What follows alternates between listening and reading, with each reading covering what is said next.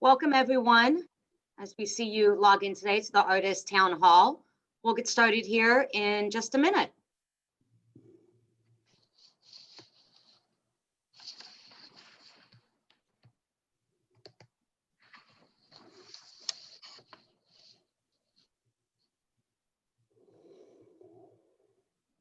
We have a lot of attendees joining us today for this webinar. Great.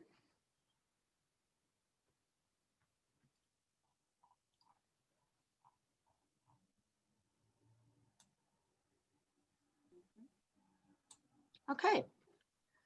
I want to thank you all for joining us this evening for the Artis Safety Council Town Hall. Many of you with us today are family members who have a loved one with dementia. I know also joining us today, we have professionals who care for those that have dementia.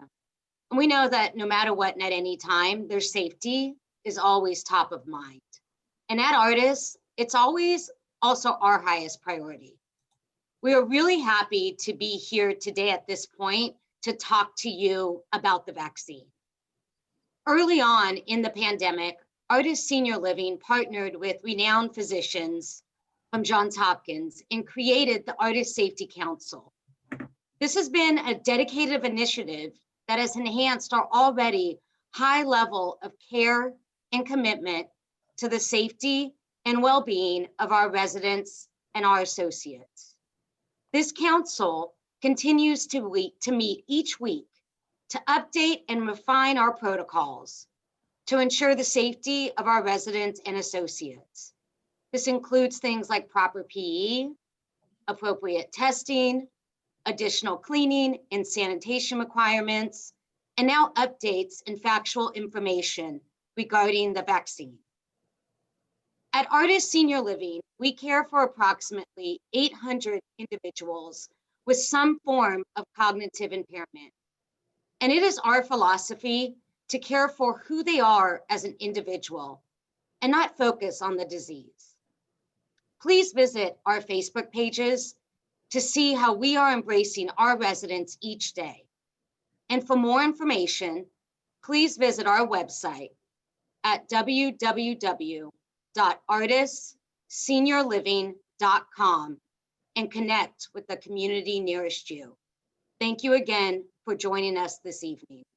I'd like to introduce Don Feltman, CEO of Artis Senior Living. Thank you, Andrea. Special thanks to you and Amy DePrecker, our Vice President of Sales and Marketing, for organizing this town hall webinar. We will be recording this meeting and will provide copies to our attendees. As Andrea noted, we're privileged to have our national experts that are active members of our Artis Safety Council with us this evening. Their real-time factual guidance based on science and facts to Artis continues to be extremely valuable. Dr. Michelle Bellantoni is Associate Professor of Medicine in the Division of Geriatric Medicine and Gerontology at the Johns Hopkins University of Medicine.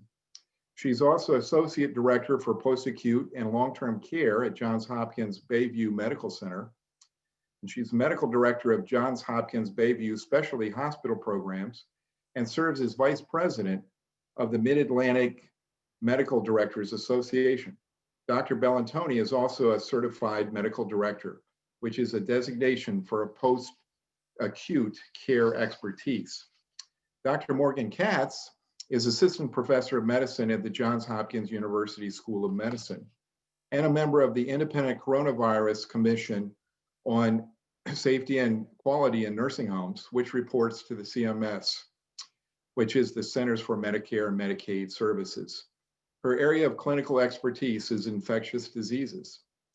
Her research interests lie in infection control and antibiotic stewardship in long-term care facilities. Dr. Katz also has a master's degree in health science. Dr. Ravi Posse is an attending physician in partnership with Artis at Olney Assisted Living in Maryland. Dr. Posse is board certified in internal medicine and has been in practice in Montgomery County, Maryland, since 1985. He trained at DC General and Georgetown University Hospitals. He is a fellow of the American College of Physicians and is a certified medical director for long-term care. Dr. Posse is a board member of and highly active with the Mid-Atlantic Medical Directors Association, MMDA. He is also a member of the AMDA, the Society for Post-Acute and Long-Term Care Medicine. We're honored to work with them as they have a true passion and compassion for people. They've also become members of our family, our Artis family, as they've been with us now for several months in this fight against this pandemic. I'd like to also introduce the other members of our panel this morning, or this evening, excuse me. Frank Ware, our Chief Operating Officer. Robin McCracken, our Vice President of Health and Wellness. Mary Underwood, our Vice President of Memory Care Services. And Amy and Andrea, who you've met or been introduced to already. Our national experts will share with us this evening information and guidance pertinent to the vaccines and ongoing challenges of COVID-19. At the end of their presentation, we will have a question and answer period. While this meeting will conclude by 7 p.m. Eastern Time, we want to make sure we receive all of your questions and comments. To facilitate this, please provide them via the chat feature at any time during this meeting. We will not use the raised hand feature. Amy will be reading your questions and comments to our panel, and in the event that we have more questions than time, we will follow up with your questions after the meeting ends.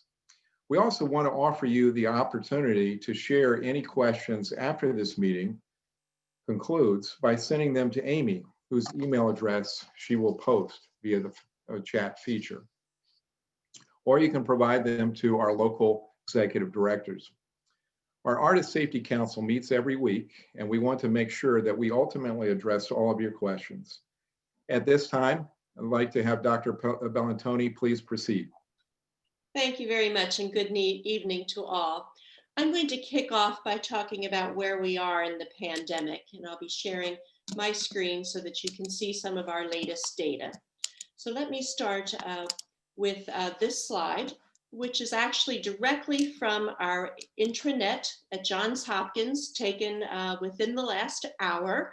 Update as of today where we are in the pandemic globally and in our country. And we have continued to have these data available to us and reviewed daily so that we understand where we are in the pandemic.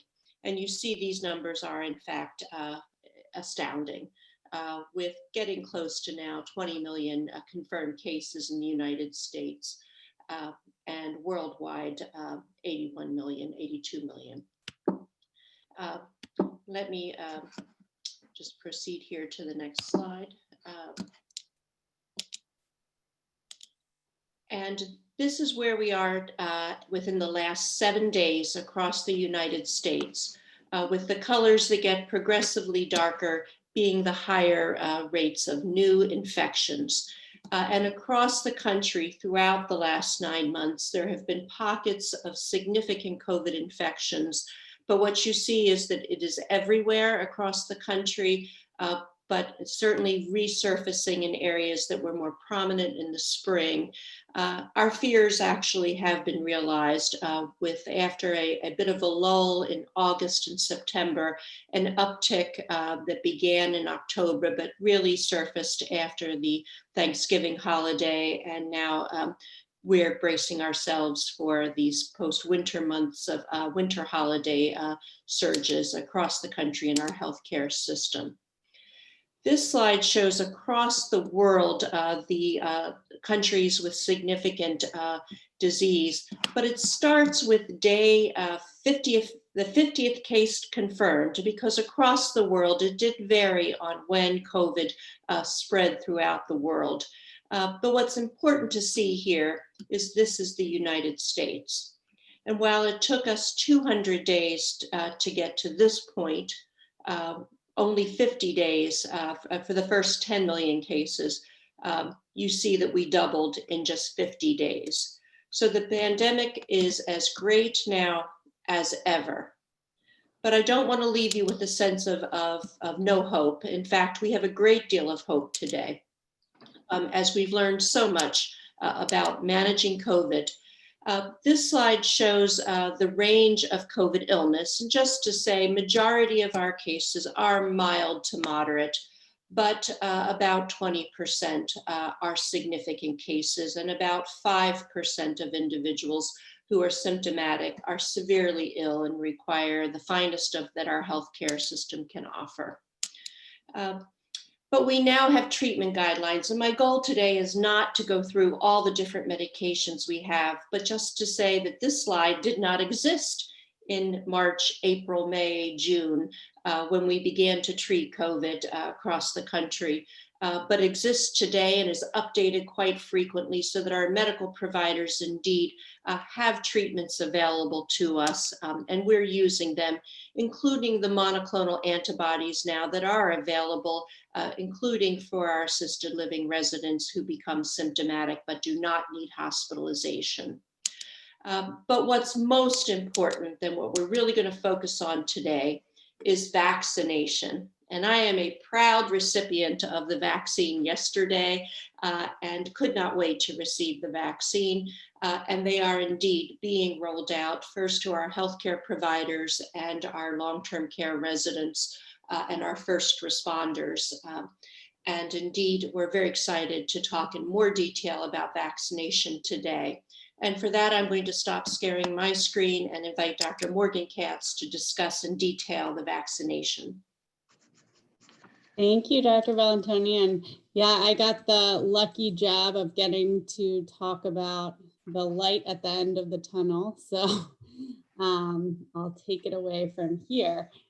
So thank you all so much for being here tonight. I hope that we can answer. I know that there are a lot of questions about the vaccine, and I hope that we can answer all those questions and alleviate some of your fears. I also got the vaccine yesterday and I am feeling great. So just want to give you a really quick background on these mRNA vaccines, because I know there are a lot of questions about them.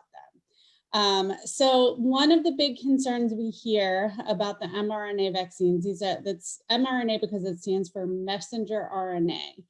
So although this is a new technology in that we haven't used it in a vaccine before, this is something that we have been working on and studying for over 15 years now. This has been in the works and is actually really exciting. So it's a little bit different than the typical vaccines because it doesn't inject the whole virus. So typically a vaccine will be either a weakened or dead virus that you inject in the body to create an immune response. The way this vaccine works is that they just encapsulate a little piece of this messenger RNA that codes for the spike protein that's on the outside of the coronavirus, these proteins that you see here. And it's encapsulated in a little bit of basically a fat bubble. And it goes in your muscle cell and it tells the cell to create these spike proteins and display them outside of the cell, and basically acts as like displaying a wanted poster. So what happens is it will just show this spike protein, tell the body, we don't like this virus. This is what it looks like. Make an immune response for the future. At that point, all of the mRNA is completely degraded by the cell. It is not incorporated in your DNA. It is degraded, and it works from there. So at that point, your body and the antibodies know what the virus looks like so it can fight against it in the future.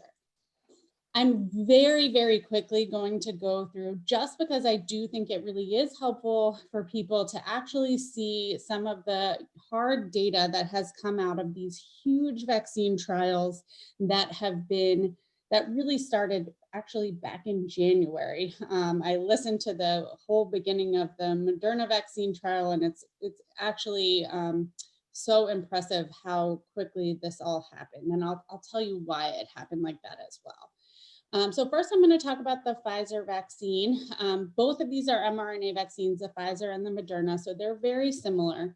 But I'll just quickly go through the data from the Pfizer trial. Basically, this is a phase 3 trial, and that means that it has already been tested in smaller groups, and the phase 3 trial really tests this in so this was in over 43,000 patients were either randomized to get a dose of control or a dose of the vaccine. It's 21 days between doses for the Pfizer vaccine, so 2 doses. And then the other thing is that it must be stored at ultra cold temperatures. And we have contracted for 100 million doses of this. And I want to briefly just kind of show you who was enrolled in this trial, because I know there are questions about that. It was a roughly equal gender distribution, majority white participants, but it was about 30% communities of color. In this trial enrolled adults over 16, whereas Moderna was 18 years old. And they actually split their age groups at 55 here. And the median age was 52. They did have patients that were over 80 up to 91 years old, but the median was around 52. So I know this is a busy slide, so I'll just highlight the side effects. So the most common side effects are really just local. That was the only side effect I had. A little bit of tenderness at the injection site, which is very mild. It was better for me than the flu vaccine. Some redness and swelling, but much less. So the most common here was pain at the injection site, was about 60%. And then the systemic side effects were pretty rare. So fever is incredibly rare. The most common one was fatigue and headache, but I want to note here that we actually had very high percentage of fatigue and headache in the placebo groups here. So probably, COVID fatigue is happening for all of us and not related to the actual vaccine. Also headache, chills, and then muscle pain. But otherwise relatively mild side effects. Few other quick notes to highlight on side effects. So the most in history, when we see serious side effects with vaccines, they typically occur within 6 weeks of completing the vaccine. All of these trials went all the way out to 8 weeks of surveillance to make sure that they didn't see any severe side effects out of 8 weeks. And neither the Pfizer or Moderna has seen any severe side effects at this point out of 8 weeks. The side effects are more common in younger groups. They're typically worse after the second dose, but again, these resolve within 36 hours at the most. So still a short period of time. I do want to sort of stress here that the side effects are typically related to your body's immune response. We want to see side effects. That's how we know we're forming this response to react to the real virus and protect ourselves in the future. In my opinion, compared to the actual infection, these side effects are mild. And I really want to highlight here sort of the incredible efficacy of this vaccine. This was something that none of us expected. We all did expect it to be at best something on the order of the flu vaccine, which is typically about 40 to 60% effective depending on the year. And you see here, so these are days after the first dose.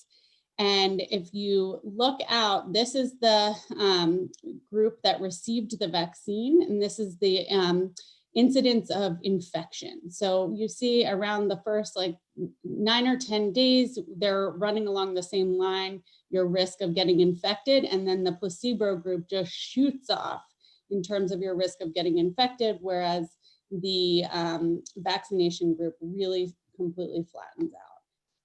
So as I said, there were 9, after the second dose, there were a total of 9 infections in the vaccinated group versus 172 in the placebo group, which is about 95% efficacious, which is amazing. All right, so quickly on the Moderna, because this is very similar. The two differences are the Moderna is 28 days apart, so a little bit longer, but it's easier to store. It can be refrigerated at normal temperatures. This trial was in 18 years plus, and it was in over 30,000 participants. So just to highlight the many trials that have gone into this before, And then in terms of the groups, again, this cut off at 18 years old, they split the groups from 18 to 65 and greater than 65. So that's a little bit different than Pfizer. And they had 25% enrolled that were over 65. Again, we had a majority white, but about 36% community of color. And then they actually looked at your risk of getting infected, and they evenly split the placebo and the control groups based on your risk here. And that was looking at occupational risks. So again, incredible efficacy here. You just see how your risk of infection just shoots off for the placebo group and really stays mild for the vaccinated group. And then for minority groups, we saw 0 cases versus 20 cases in those groups, so 100% effective. 0 severe cases in the vaccine group, which again is pretty amazing. They had 11 severe cases in the placebo group here. So just to sort of summarize, how did this happen so fast? That's sort of the million-dollar question that everyone keeps asking. And the answer is, first, money. We devoted a ridiculous amount of money to this effort, more money than has been devoted to vaccine trials ever in history. And then understand that the whole world was really devoted to this cause. There was a race to find this vaccine. Usually in science, you have to, it takes a while to get funding, and you're doing multiple things at once. Everybody was working towards this cause. And remember, especially in the case of the mRNA vaccine, a lot of this technology had been studied for many years prior. And then finally, which I really think is the clincher here, is case count. So in other vaccine trials, it's typically difficult to find enough cases to get to the endpoint. So the way that the trial works is that you basically vaccinate a huge amount of people and wait to see until enough people are infected that you see a significant difference between the placebo group and the vaccine group. And so when you have a more rare disease like Ebola vaccines, for example, it's harder to reach those case counts. Whereas here we had so much transmission that the trials filled really quickly. So those are really the reasons why this happened so fast. And it's really lucky for us.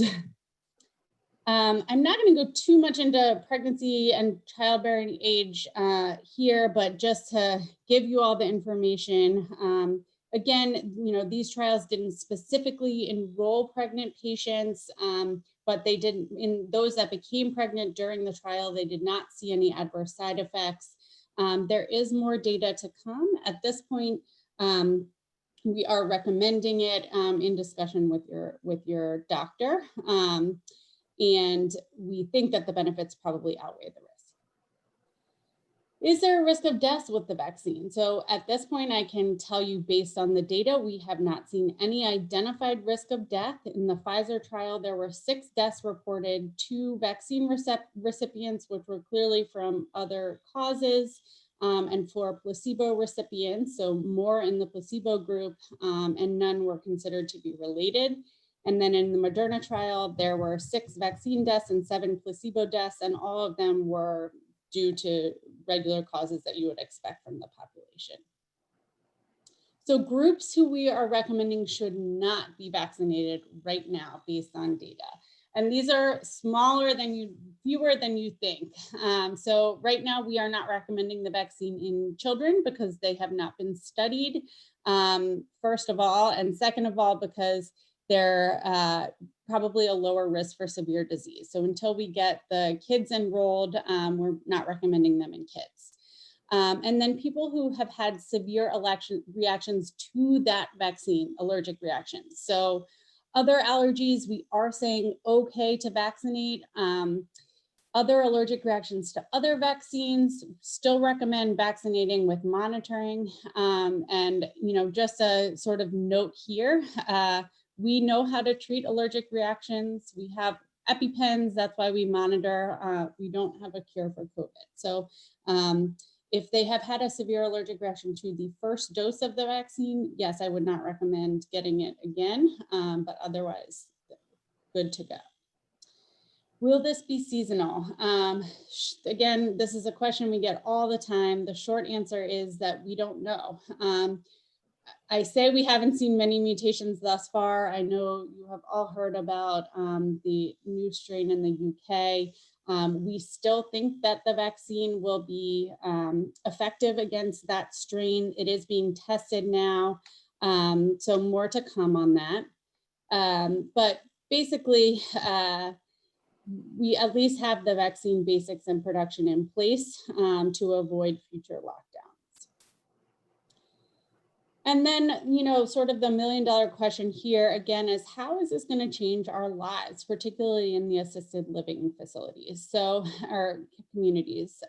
Short term, I'm going to say not much. We still need to remember, and this is something that we're going to continue to discuss in our safety council meetings, that we need to implement core infection prevention principles during this vaccination period. We know it takes several days and really for the second dose to have that 95% protection, and until we see a reduction in the community spread.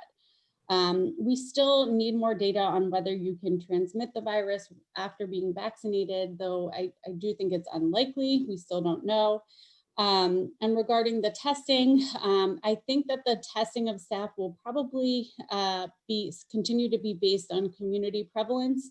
Once we get some control over community prevalence, we're likely going to be seeing fewer community outbreaks, so less testing of the residents. So that's all I have. I know there's probably a lot of questions, and I'm going to turn it over to Dr. Posse. Hopefully I answered some questions there, but thank you, Dr. Katz. Good evening, everyone.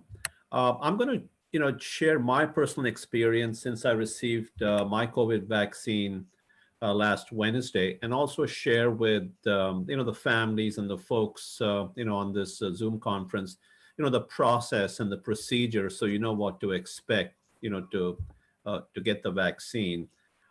So I got my vaccine last Wednesday at one of the subacute facilities I work at. And, in Maryland, it's being administered by 2 pharmacies. So either you're assigned to CVS or to Walgreens. And the facility that I work at, it was CVS who was actually giving the vaccinations. And the staff members, which included the physicians and nursing staff who signed up, they received it the same day as the patients. So the process was pretty streamlined. They had staff from CVS working with the nursing home staff. So we did our consent forms, signed the consent forms and got the information. We then stepped up, received our vaccination from a CVS technician. Following that, we were, to wait in a separate holding area for 15 minutes, just to make sure no one had any reactions from the vaccination. And we get a card at the end of the process. So it gives your name, the lot number of the vaccine, and tells you the date you received it. And, they will be, scheduling a follow-up of the second, dose of the vaccine in 21 days for the Pfizer vaccine. Following that, I worked the rest of the day. I didn't have any symptoms. I had a little soreness at the site of an injection in the left arm, which lasted through the next day. And that was it. No fever, no change in my schedule. It was no different than what I experienced with the influenza vaccine. I'll also share with you, because some of you might be curious to find out as to when the vaccines might be reaching the nursing home or the assisted living that your loved one resides in. So just to give you a heads up, in Maryland, most of the SNFs should be receiving their vaccines, between this week and next week, and then the assisted livings by the middle of January. So within the next 2 to 4 weeks, everyone, at least in Maryland, living in assisted livings, long-term and skilled nursing facilities, should be receiving their vaccine. And I think the details, Dr. Katz, and Dr. Bellatoni, they kind of, great, did a great overview of that. And with that being said, I'm going to hand it back to Andrea. Okay, at this point, Amy, if you want to go ahead and proceed with the questions for our physicians, and thank you so much for your presentations, Dr. Bellatoni, Dr. Katz, and Dr. Posse. We really do appreciate that, and you're bringing your expertise to share with us this evening. Okay, feel free to use the chat feature to have your questions answered. First question, Dr. Katz, I think your slides addressed this slightly, but did people over 85 participate in clinical trials for the COVID-19 vaccine? So yes, as I said, the range was up to 91, I believe. There were people over 85, and then the cutoff again on the Pfizer vaccine was 55 and over and 65 and over. About 25% of people in the Moderna were over 65. So there were people tested in the 85 range.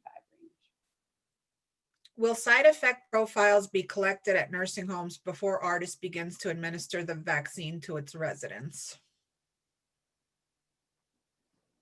So, I think that they did collect side effect profiles from these huge vaccine studies, and that was in older adults. I think we are going to start seeing, more evidence from the healthcare workers coming out, what types of side effects, but I think the side effect profile, as I went through, is pretty much what we would expect to see moving forward. So really the local and then maybe some mild systemic symptoms. What if a new resident moves in after the first or second round of vaccines at a facility?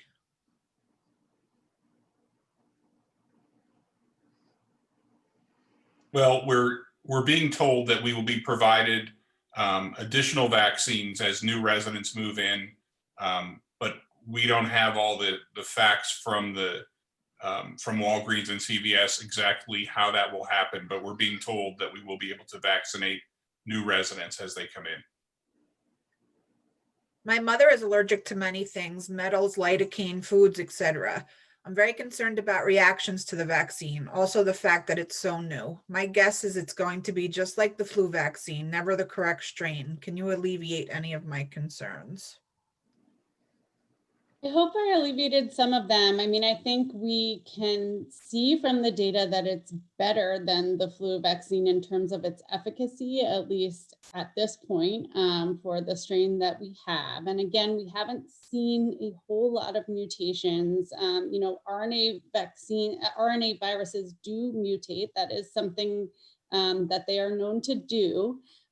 But we haven't seen anything significant that would affect the efficacy of the vaccine at this point. Regarding the allergies, they're actually, in this mRNA vaccine, I can give you the ingredient list. There actually are like no preservatives in the vaccine itself. It's really mRNA surrounded by this lipoprotein. I think, there's always a risk of an allergic reaction, but that's why we have ways to address allergies, and that's why we monitor people closely. Frank, this one's for you. When will Artis residents and caretakers in Florida receive the first dose of the vaccine, and which of the FDA approved vaccines will they receive? We don't yet have the answer to either of those questions. We registered for the vaccines very early on. We're completing the consent forms, and we're waiting for them to contact us and tell us when they will be coming out. That has begun to happen, but very slowly. We just have 2 or 3 that have been contacted. We anticipate and hope that we will hear about the rest of our communities in the next week. The question about which vaccine, in our opinion, is that we are accepting all of the FDA-approved vaccines equally at this time. And so we at Johns Hopkins had opportunities for both vaccines, and staff were given vaccines based on their location. without choice, and we were all quite comfortable with that approach. How does this vaccine work with mutations of the virus? Again, I mean, I think that's something that we're going to have to wait to see. We have not seen any issues with vaccine effectiveness at this point, but you know, I am where I am in this moment, and so I have to be honest. Science change it, like these recommendations change as we learn and as viruses mutate. So we'll just have to see. Once the residents receive the vaccine, will they be permitted to have visitors if the visitor has not received the vaccine yet? At this time, visitations are not at all tied to vaccination. Vaccination is a step toward getting a handle on the pandemic and reducing how common the virus is in the community. It's all about the community levels of infection that will dictate the changes in regulations for visitation. So vaccine is a step toward change, but will initially have no impact on state regulations for visitation. Can someone on monoclonal medicine for CLL be given the vaccine without contraindications? From what I know, that is not a contraindication. And honestly, that probably is a reason I would want to get the vaccine, because you're at higher risk for severe COVID. So, but that being said, that should always be a discussion with your doctor. But no, I mean, the only contraindications right now are it's not being given in children, and it's not being offered to people that had a severe allergic reaction to the first dose. I have researched RNA vaccines and learned that there has never really been an effective RNA vaccine. How is this one different, and how do we know it really works? So an effective, I guess, an mRNA vaccine, I think is the question, I think.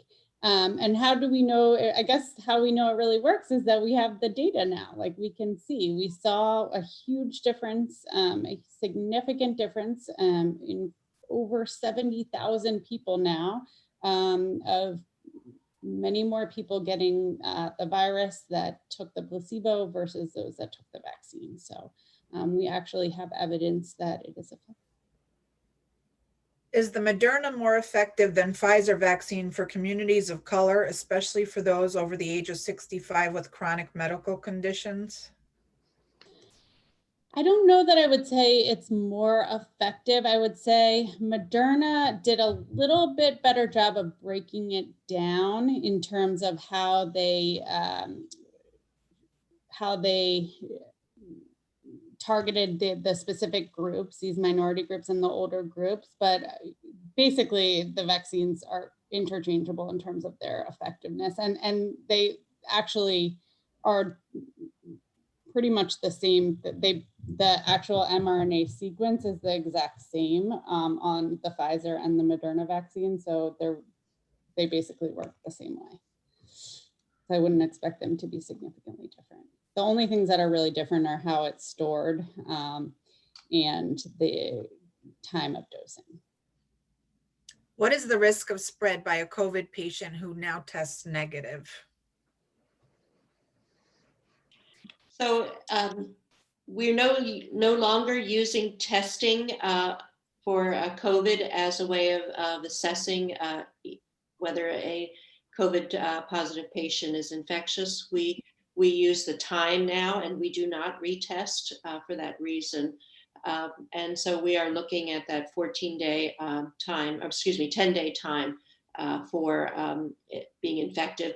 We increase that to 28 days for individuals who have immunosuppressive illnesses. And so those that can't mount an immune response to the virus, we extend that a bit longer. But at this time, we are not using testing negative as a reason to say someone is no longer infectious. We see in the news that resuscitation equipment should be present on vaccine sites. in case of allergic reactions. Is Artis and/or CVS going to arrange for that for residents? Will there be EpiPens, antihistamines, oxygen on site, or would a resident need to wait for response from EMTs? Right. I believe that we will get instructions on what we are to have on hand. And we've already begun to do that and make sure that we have everything present so that if there is any adverse effects, we'll be able to take care of it. What kind of additional monitoring beyond the initial 15 minutes will be done post-vaccination to minimize address side effects?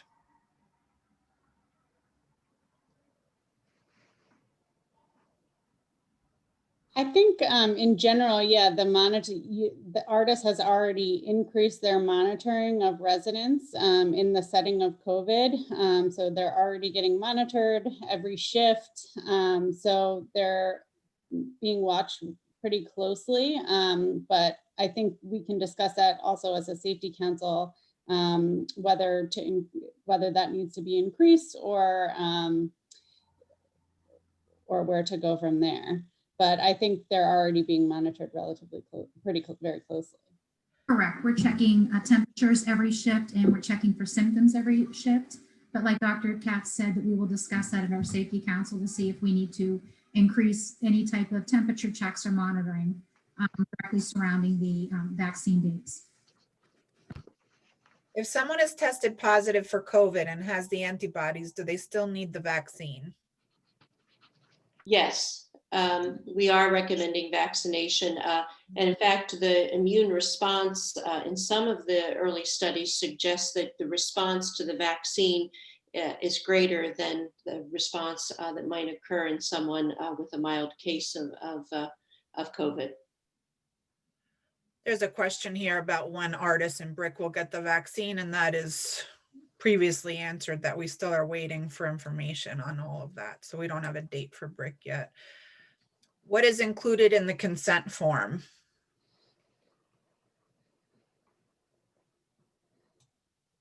I don't know, Robin, have you seen the actual consent form? I have not. I've seen a sample, but I don't know if it's the actual one that the communities have been receiving. I would imagine it would mimic that of what we would see with the flu vaccine or any other, pneumococcal vaccine.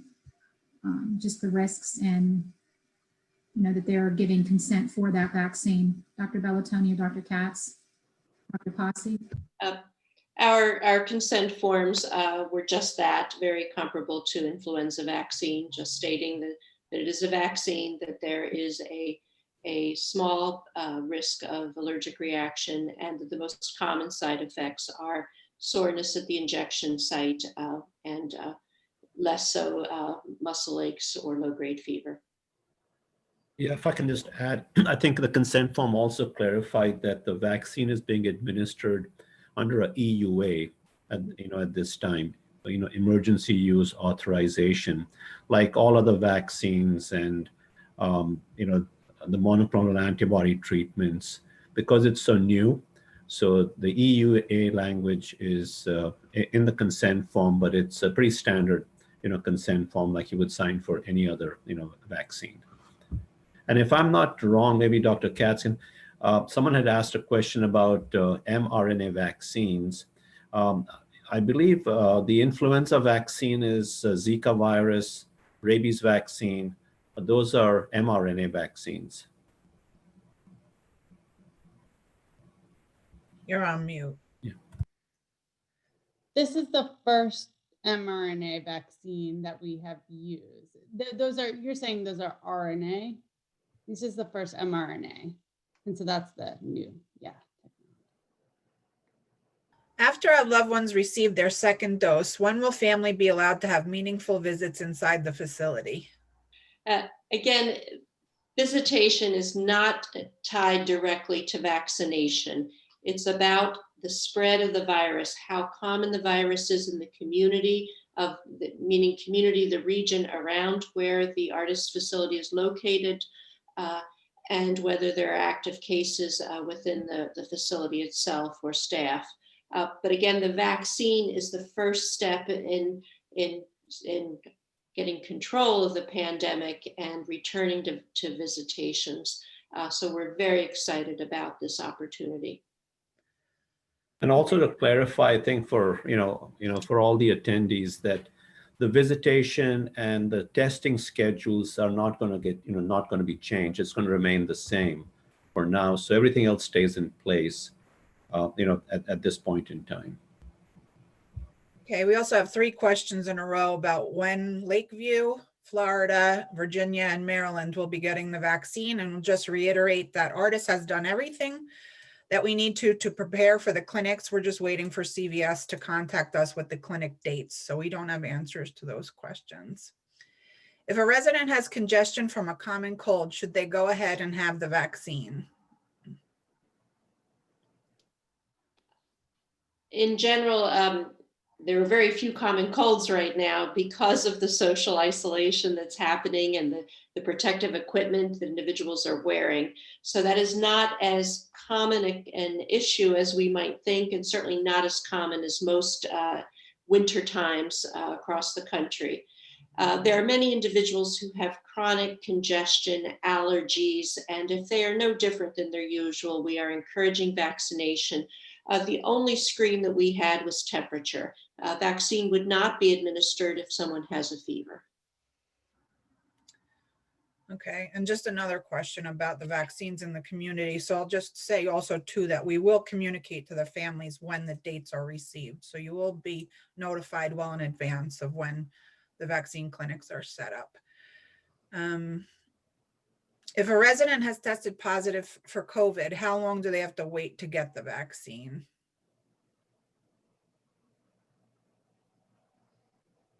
I believe it's 14 days after they've recovered. What issues, if any, do you expect in administering the vaccine to patients with dementia? I don't anticipate any more barriers than what we have for flu vaccine. And in general, caregivers for dementia residents are certainly aware of the need to be thoughtful in approaching for vaccination. I can tell you that I actually didn't feel the needle going in. So little soreness later in the day and this morning, but the size of these needles so small that if I hadn't watched her do it, I would have said it wasn't done. That's the same thing I thought.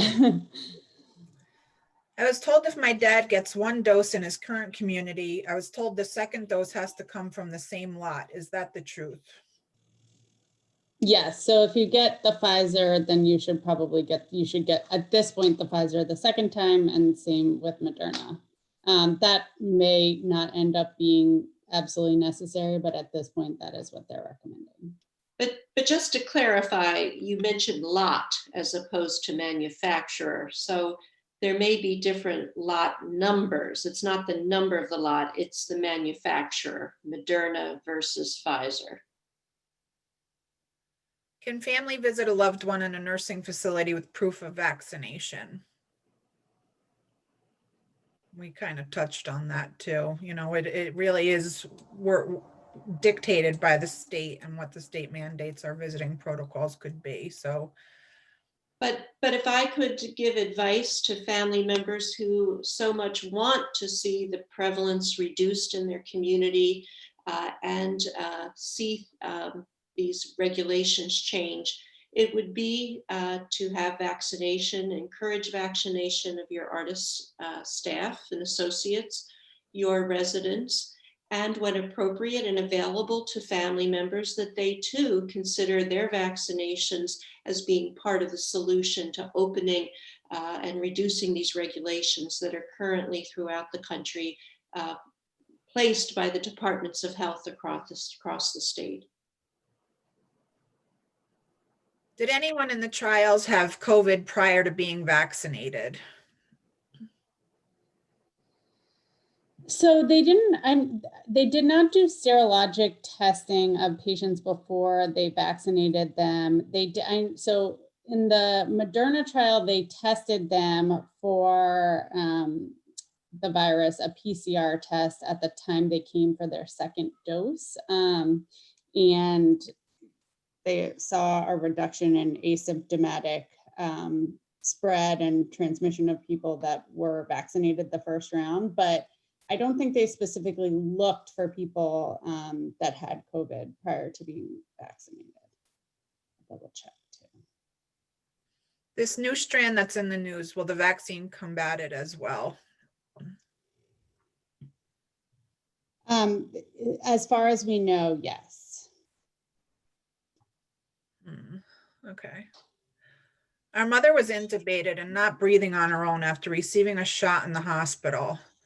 Based on her history, we are concerned about her having a reaction. What are the severe reactions in allergic patients, and do they require treatment other than EpiPen? So, sorry, I didn't realize that's so muted. So again, there were reports in the UK of a few severe allergic reactions, which were treated with, I believe they were treated with the EpiPen in those reactions. And you know, that's why we have the monitoring in place.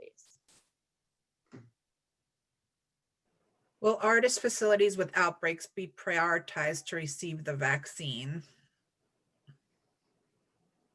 Distribution of vaccine is statewide, and at this time, the goal is to get all long-term care facilities vaccinated in this upcoming wave that's happening now. It really is a day-by-day announcement across the country, but all are aware of the importance of this population. So those who are controlling the vaccine distribution are aware of its importance, but these questions can't be answered tonight. Yeah. Just scrolling through, there are a lot of questions about when the communities are getting the vaccine and a lot of questions about when they could see their loved ones. And a lot of questions about when we're monitoring, how we're monitoring after, which we addressed all of that. Do you want to comment on how the acquisition of herd immunity will impact life for residents in Artis, since we do not know whether there is no hard evidence yet that the vaccine actually prevents infection and the task of inoculations?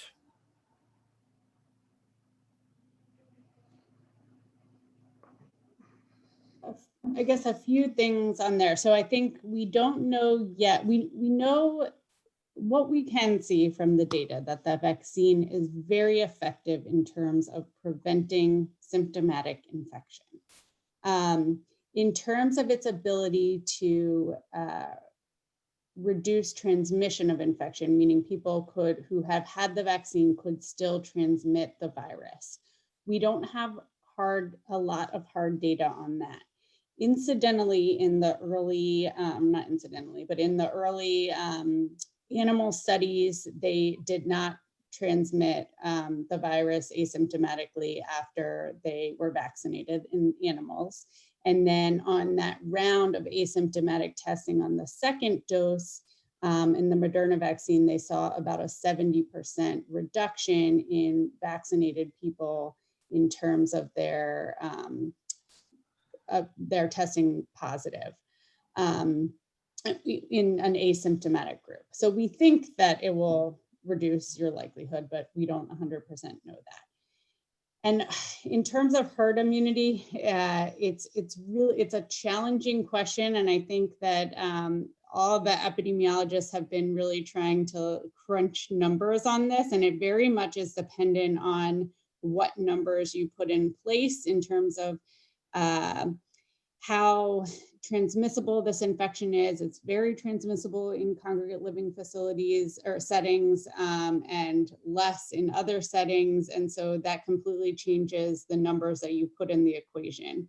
In my opinion, we are really trying, and you know, I think Artis is really trying to get to 100% vaccination of staff and residents. That's where we want to be in terms of herd immunity. Otherwise, you know, the numbers are around 75, 80%, I would shoot for. I'd like to add that a lot of the regulations regarding visitations and are really based on our healthcare system and whether we have enough hospital beds and ICU beds to care for those who need them. And currently across the country, there are many areas where we've reached the limits. And that's what's dictating visitations and policies. Again, the vaccine is one step in reducing the burden in our healthcare system. Continuing social isolation, use of masks, hand washing, those are all very important ones as well.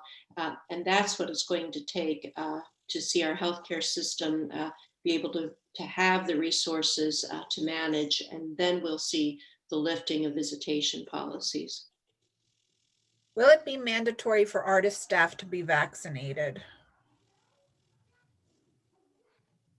This is an issue that we've spent a lot of time looking at, and we don't feel at this time, given the percentage of people that right now would accept the vaccine, that making it mandatory would be in the best interest of the care of the residents, the ongoing care of the residents. Of course, as Dr. Katz said, we want that number at 100%. And we've devoted a lot of time and effort into educating our staff, and we are consistently seeing the number move up and up and up. We've had sessions just like this with our staff to try and educate them on the effects of the vaccine and the good outcomes that we hope to have happen and get on with our lives. So we will continue to do everything we can to encourage it in all of our communities, but no, we are not mandating it right now. If I get vaccinated, would there be a chance of me exposing someone who is not vaccinated to the virus? So again, we don't really have the data on that. We think it's certainly less likely, but we don't know 100% at this point. I think you should continue to be careful. And I wanted to add I know the question before was whether or not they enrolled people in the trials that had antibodies to COVID. So they did not test for anyone with antibodies, but they did not enroll people in the trial if they had a known medical history of COVID. So people could be enrolled if they had COVID and didn't know it. But if they had a known history of COVID, then they would not be enrolled in the trial. So I just wanted to correct myself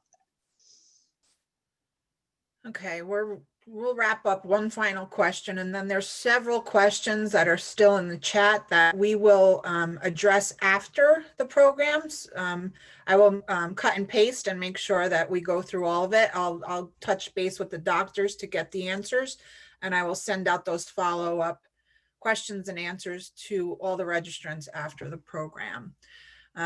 Last question. My dad recently tested positive at Artis, but is asymptomatic. How long do I need to worry that he could develop symptoms?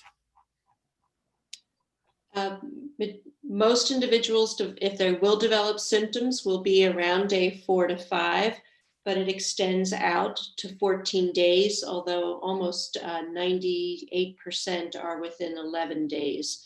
So that's why we use the 14-day for evaluating individuals. But again, most are symptomatic around day 4 to 5 if you're going to be symptomatic, but it is out through 14 days. Okay, we're going to wrap it up there. I'll type my email address in the chat, Don, if you want to wrap it up. Okay, thank you, Amy, and thank you, Doctors Bellantoni, Katz, and Posse, again, for sharing your expertise, your cutting edge knowledge and science and fact. And thank you so much for sharing. I'd like to also thank each of our attendees for joining us this evening. And as Amy said, she'll follow up with additional questions that we didn't get a chance to answer today, as well as any other questions that you may think of later on, whether it's this evening or tomorrow. That we'll circle with our Safety Council and be able to address and follow up. Also, as noted before, but if you join us late, this session is being recorded and you will be provided a copy of it. And as we conclude this meeting this evening, I would ask you to please think about what you can do, especially with New Year's Eve and day this week, beyond what you already have done, to make a difference as we continue this journey together. Thank you and have a good night. Good night. Happy New Year to everyone. Happy New Year. Good night.